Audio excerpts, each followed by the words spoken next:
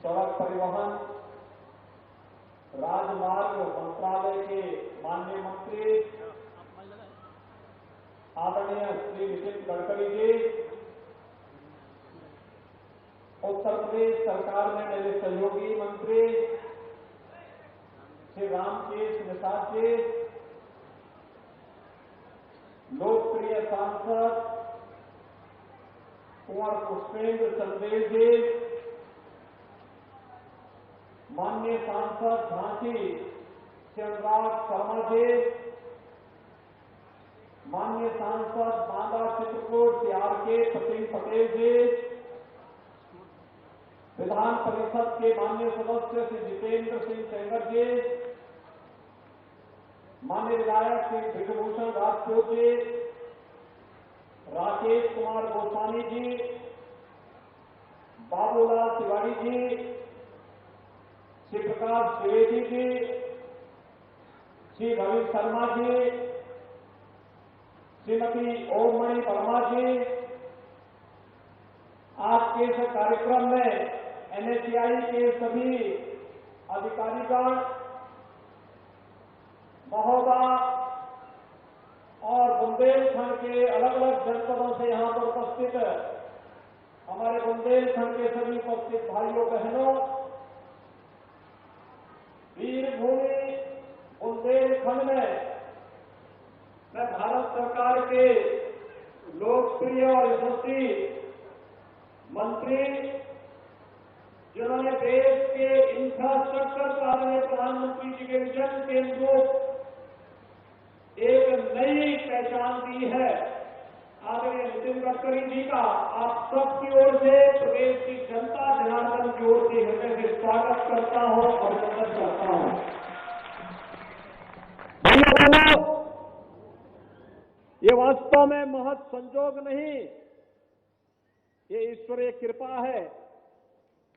आज दोपहर में आदरणीय गडकरी जी का सानिध्य पूर्वी उत्तर प्रदेश को प्राप्त हुआ। पूर्वी उत्तर प्रदेश में गोरखपुर में बाबा गोरखनाथ की पावन साधना स्थली में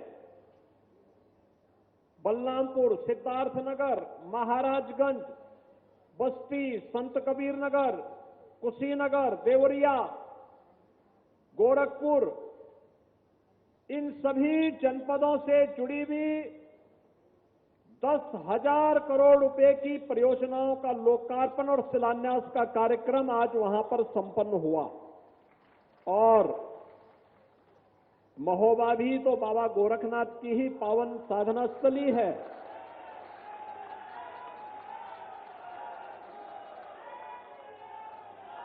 वीर आला और उदल ये भूमि है। और मुझे बताया गया कि गोरखगिरी में अब तो पर्यटकों की संख्या पहले की तुलना में 3 गुना से अधिक बढ़ चुकी है। और जब रोपवे बन जाएगा तो ये और आगे बढ़ जाएगा। अभी वहां पे लाइट एंड साउंड का कार्यक्रम चल रहा है और भी सुविधाएं वहां बढ़ेंगी। लेकिन भाइयों बहनों, ये संजोग है कि विकास की अपनी आधुनिक सोच के साथ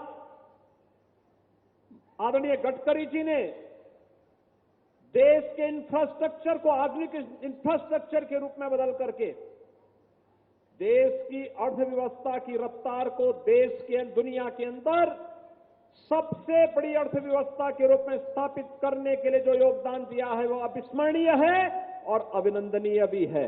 और इस अवसर पर जब बुंदेलखंड को यह उपहार मिल रहा है तो सचमुच हर बुंदेलखंड वासी इसके लिए आह्लादित है। ये 9 बड़ी परियोजनाएं हैं जिनमें 3500 करोड़ रुपए की लागत या तो उन पे खर्च हो चुका है या फिर खर्च होने वाला है। आप देख सकते हैं, जब कनेक्टिविटी बेहतर होती है, इंफ्रास्ट्रक्चर का योगदान विकास के लिए वैसे ही होता है जैसे हमारे शरीर के लिए हड्डियों के ढांचे का होता है। आप सोच सकते हैं, अगर हमारे शरीर में हड्डियां नहीं होती तो शरीर की क्या स्थिति होती।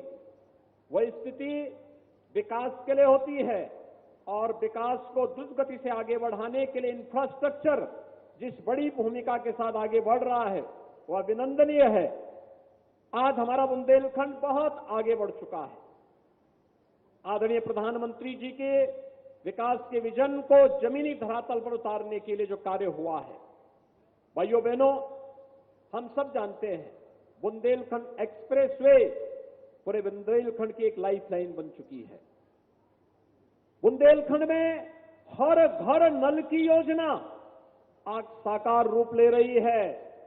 बुंदेलखंड में डिफेंस कॉरिडोर एक नए सिरे से दुश्मन को दहलाने के लिए अपने आप को तैयार कर रहा है। और यही नहीं, अभी तो इस बार के उत्तर प्रदेश शासन के बजट में भी हमने बहुत कुछ दिया है। झांसी के लिए एक औद्योगिक डेवलपमेंट अथॉरिटी के निर्माण के लिए 6,000 करोड़ रुपए की व्यवस्था हमने केवल झांसी के लिए की है। बुंदेलखंड एक्सप्रेस हाईवे को झांसी तक ले जाने की भी तैयारी कर ली है, उसके लिए भी पैसे की व्यवस्था की है। और बुंदेलखंड एक्सप्रेसवे को चित्रकूट तक पहुंचाने का काम भी हम लोग करने जा रहे हैं। और बांदा से चित्रकूट के बीच में भी हम लोग एक नए औद्योगिक डेवलपमेंट अथॉरिटी के निर्माण की कार्रवाई को आगे बढ़ाने जा रहे हैं। बुंदेलखंड एक्सप्रेस हाईवे पर 2 नए औद्योगिक क्लस्टर विकसित करने के लिए भी धनराशि की व्यवस्था हम लोगों ने की है। इसका मतलब अब हमारे बुंदेलखंड के युवाओं को नौकरी और रोजगार के लिए बुंदेलखंड के बाहर नहीं जाना पड़ेगा। बुंदेलखंड में जो उद्योग लगेंगे, दुनिया नौकरी करने के लिए बुंदेलखंड में आएगी। और बुंदेलखंड के नौजवानों को तो खैर यहां पर नौकरी और रोजगार मिलेगा ही मिलेगा। उस रोजगार और नौकरी की संभावनाओं को आगे बढ़ाने के लिए ही ये इंफ्रास्ट्रक्चर लेकर के आज आदरणीय गडकरी जी आपके बीच में आए हैं। भाइयों बहनों, हमें विकास को हमेशा प्राथमिकता देनी चाहिए। जो लोग विभाजन की राजनीति करते हैं, वे लोग सचमुच देश के विकास को बाधित करते हैं, युवाओं के सपने को दूषित करते हैं, अन्नदाता किसानों के उत्थान में बाधक बनते हैं, माताओं और बहनों के विकास को अवरुद्ध करते हैं। हमें इस प्रकार की नकारात्मक सोच को दरकिनार करते हुए विकास की सकारात्मक सोच के साथ आगे बढ़ना है। और आज इसके लिए बुंदेलखंड को 3500 करोड़ रुपए की 9 परियोजनाओं की सौगात देने के लिए आदरणीय गडकरी जी का यहां आगमन हुआ है। अभी पिछले दिनों आदरणीय गडकरी जी ओरछा में भी आए थे। ये पहली बार हुआ है जब कोई केंद्रीय मंत्री 1 महीने के दौरान 2 बार बुंदेलखंड का दौरा कर रहा हो। और ये गडकरी जी ने साबित कर दिया है। उत्तर प्रदेश को दृष्टि अगर आप देखेंगे तो गडकरी जी का 1 महीने के अंदर 4था दौरा है। इस 4थे दौरे के कारण आज उनका मैं एक बार फिर से बुंदेलखंड की धरती पर स्वागत करता हूं। ओरछा के कार्यक्रम में मुझे भी शामिल होना था, लेकिन उस समय बाबूलाल तिवारी जी हमारे एमएलसी का चुनाव लड़ रहे थे। इनके चुनाव के आचार संहिता के नाते बुंदेलखंड में आचार संहिता लागू थी, हम लोग उस समय उसमें कार्यक्रम में शामिल नहीं हो पाए।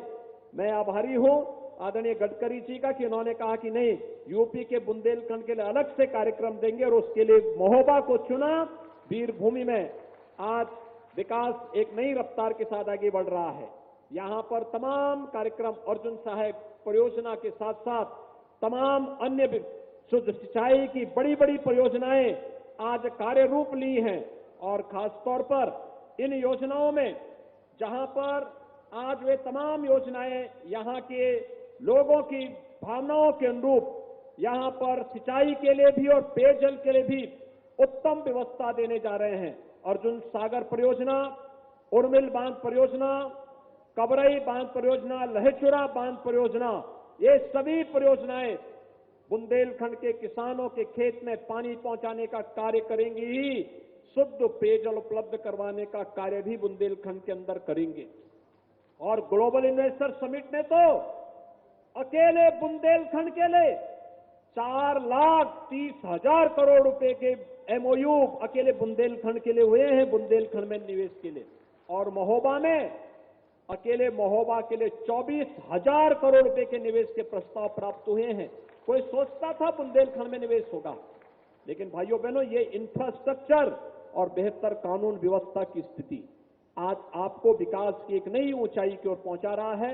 मैं इस अवसर पर आप सबकी ओर से, पूरे प्रदेशवासियों की ओर से आदरणीय गडकरी जी का हृदय से स्वागत और अभिनंदन करते हुए अपनी वाणी को यहीं पर विराम देता हूं। धन्यवाद। जय हिंद। बहुत बहुत धन्यवाद। हमारे परम आदरणीय श्रद्धेय यशस्वी माननीय मुख्यमंत्री जी अपने प्रेरणादायक